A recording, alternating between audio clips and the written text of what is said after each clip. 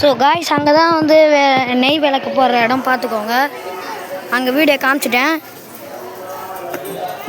Last half வந்து அனுப்பிட்டேன், பாதியிலே ரெக்கார்டு கட் ஆகிடுச்சு. ஸோ சாரி மன்னிச்சிக்கோங்க.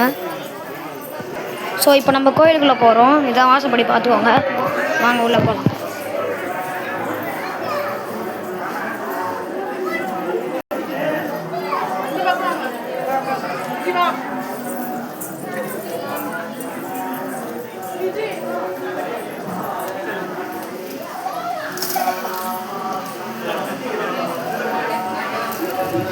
ஸோ காய்ஸ் இதுதான் வந்து முருகரோட மயில் பார்த்துக்கோங்க, எவ்வளோ அழகாக இருக்குல்ல.